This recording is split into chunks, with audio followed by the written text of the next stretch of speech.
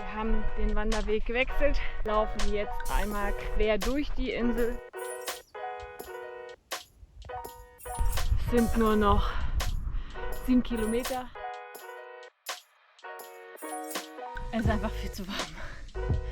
Und Schatten ist Mangelware. Schöne Urlaubsfotos kann ja jeder machen. Schweiß, Sonnencreme, Dreck. Krass. Und wenn du hier ausrutscht, wirst du aufgespießt.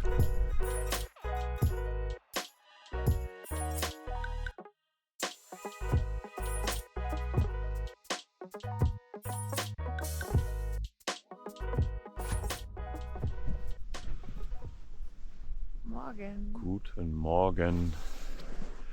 Tag 4 bricht an. Wir sind gerade aufgestanden, haben schon Kaffee getrunken. Es war ein bisschen kalt heute Morgen, deswegen hat es ein bisschen länger gedauert. Was hatten wir? 8,5 Grad. Ja, im Hintergrund da geht jetzt gleich die Sonne auf. Und wir gehen heute hier oben irgendwo hin, zum höchsten Punkt. Und wir freuen uns schon auf die nächste Nacht. So gucken, wo wir die verbringen. Jetzt packen wir unsere Sachen zusammen. Und ja, dann geht's los.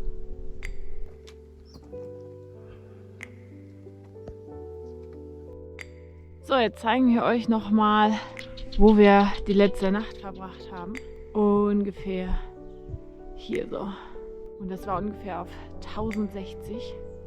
Und hier sieht man auch ganz toll den Fortaleza. Der ist ungefähr 1260 hoch.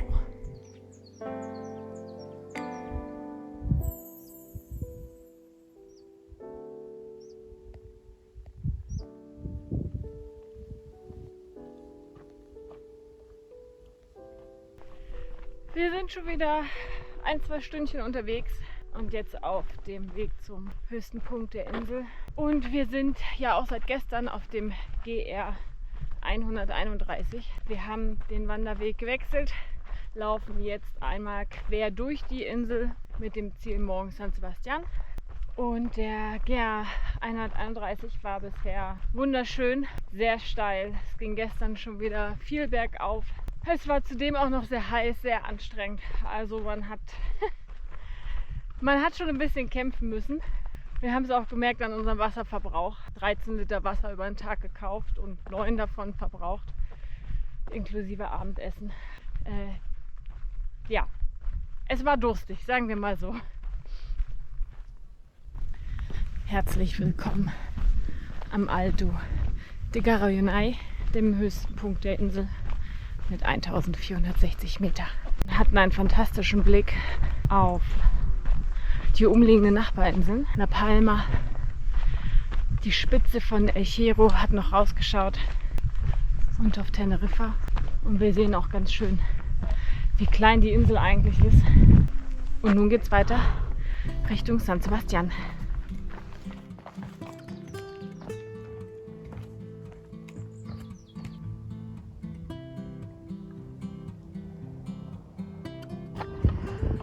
Von dort oben kommen wir gerade 1460 Meter hoch und voll mit anderen Menschen.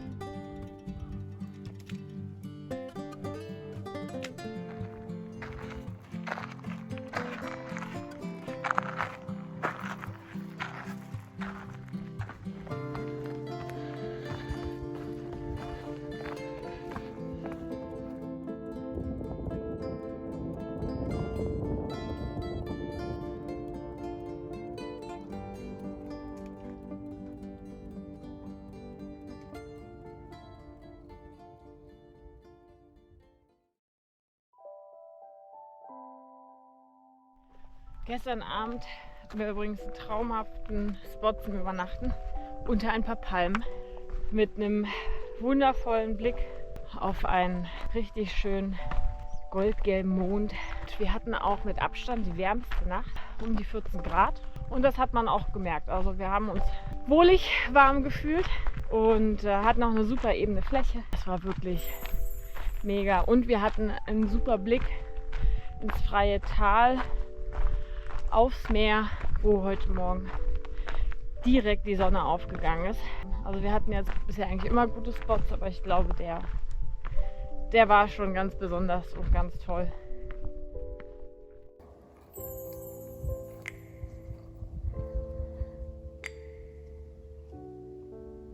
Es ist 8:40 Uhr. Wir sind gerade wieder los, sind aber schon seit kurz nach 6 wach, haben einen wundervollen Sonnenaufgang genossen, gemütlich Kaffee getrunken und sind, wie gesagt, jetzt wieder unterwegs. Heute geht es nach San Sebastian, unser kurzes Zwischenziel, wo wir eine Hotelübernachtung haben und auch noch unser restliches Essen zwischengelagert haben. Und dann geht es morgen wieder in den zweiten Teil der Tour.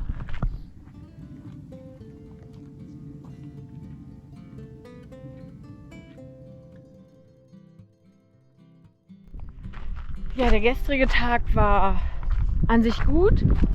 Wir sind den ganzen Tag durch den Nationalpark Garayunay gelaufen und dementsprechend war auch viel los, viele Menschen und leider sehr viel Straßenlärm. Das hat so ein bisschen das Bild gestört und die Ruhe. Aber ansonsten ja, hatten wir auch wieder einen tollen Tag. Es war sehr heiß. So, und jetzt sehen wir, es sind nur noch 7 Kilometer bis San Sebastian. Und dann würde ich sagen, melden wir uns wieder, wenn wir dort sind.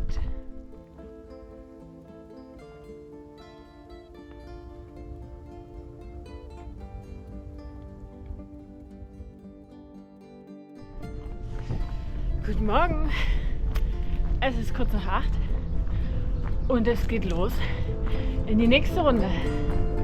Wir sind wieder auf dem GR 132 und jetzt heißt es, die Insel weiter umrunden. Zunächst über den Süden, über die heißen Ecken La Gomeras und dann über den Westen hoch in den Norden nach Vallehermoso, wo wir bereits vor ein paar Tagen schon waren. Wir haben uns gestern ein bisschen erholen können. Wir haben Wäsche gewaschen. Wir haben Wasser aufgefüllt. Wir haben uns gewaschen, ganz wichtig. Ja, und jetzt schauen wir doch einfach mal, was der weitere Weg bringt.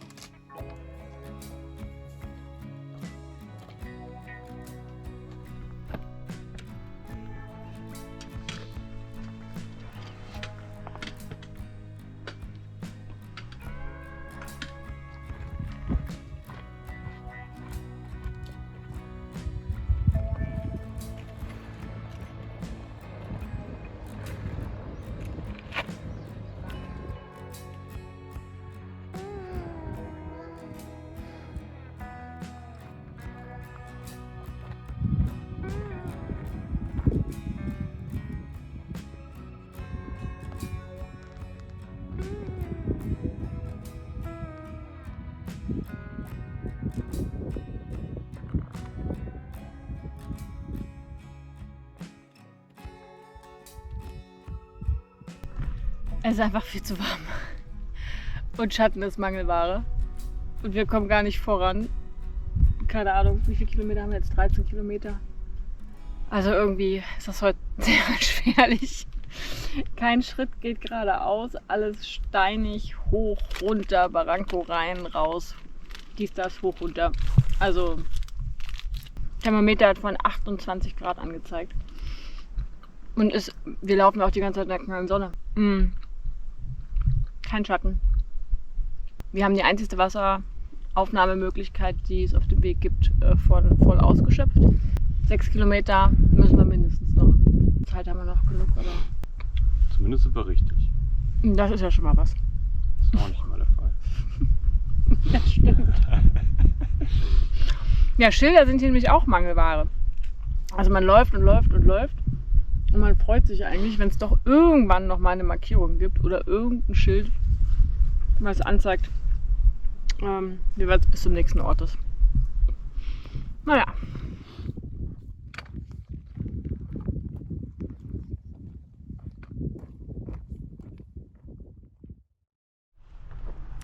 Guten Morgen an Tag 7. Wir sind wieder fertig gepackt. Hat heute ein bisschen gedauert. Unsere Schlafsäcke waren komplett nass und die mussten wir erstmal trocknen lassen. Wobei, trocken sind sie immer noch nicht.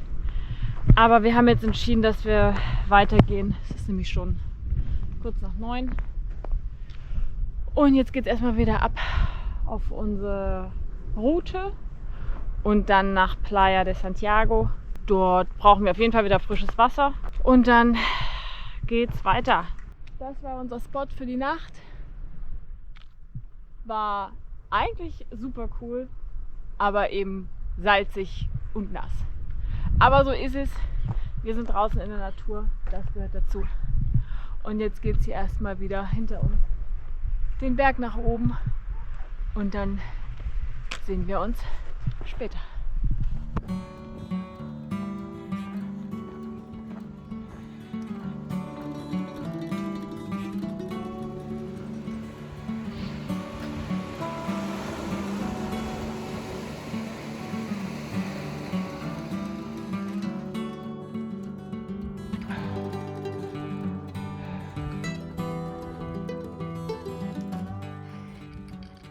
Da kann jemand nicht mehr. Die Realität sieht halt oft anders aus. Schöne Urlaubsfotos kann ja jeder machen.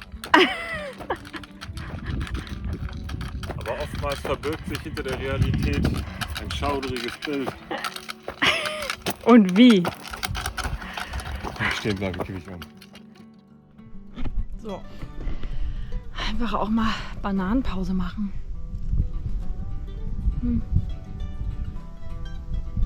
Der erste Schatten seit Anfang des Tages. Ich weiß es nicht. Aber es ist wirklich krass. Es ist einfach heiß. Und die Kombination aus Schweiß, Sonnencreme, Dreck und Salzwasser, Luft ist echt ekelhaft. Aber es klebt. Es ist wirklich schlimm. Aber gut. Im Hintergrund trocknen die Schlafsäcke. Die haben wir gestern, die sind gestern Nacht ordentlich nass geworden durch die Salzwasserluft. Und wir haben es heute früh nicht trocken gekriegt. Deswegen jetzt hier nochmal die Chance. Ja.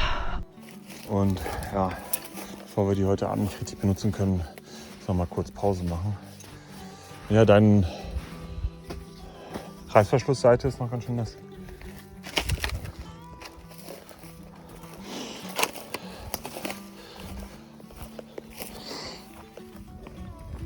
Ansonsten weiß ich auch nicht, ob hier noch irgendwas Feuchtes. Ja, Kissen. Okay.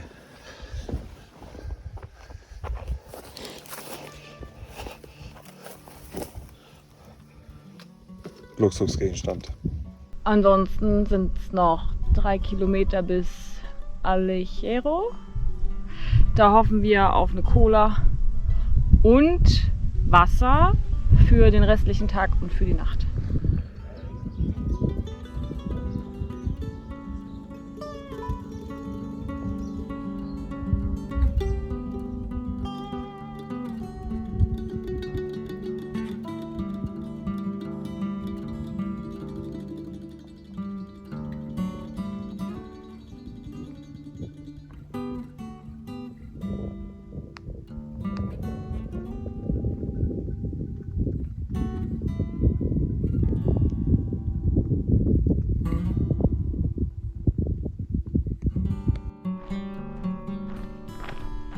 Es ist 16:19 Uhr.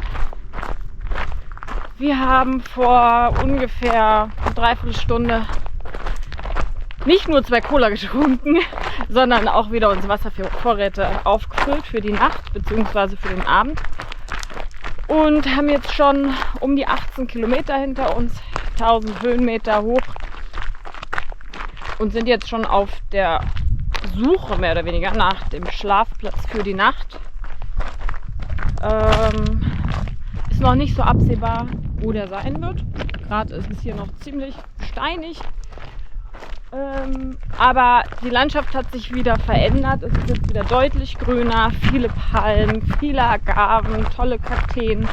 Also das macht wieder richtig Spaß. Und glücklicherweise sind tatsächlich noch ein paar mehr Wolken aufgekommen.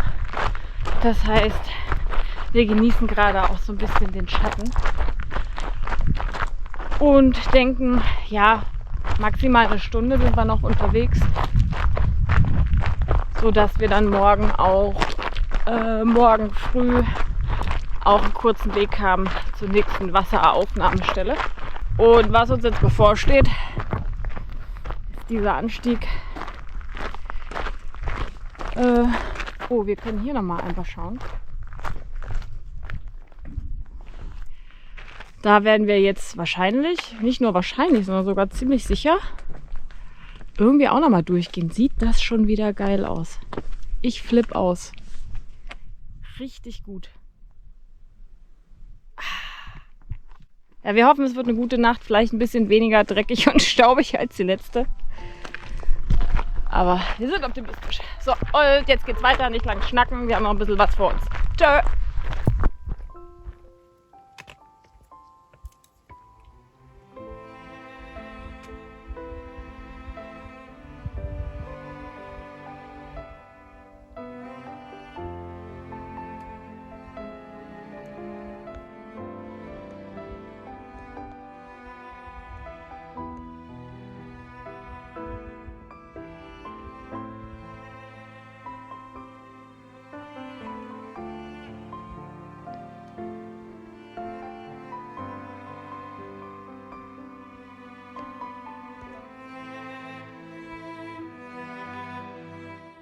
So, Freunde, wir sind jetzt gerade angekommen an unserem Schlafspot.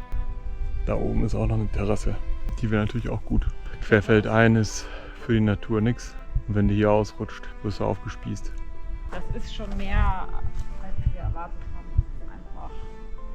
Es ist einfach krass. Krass.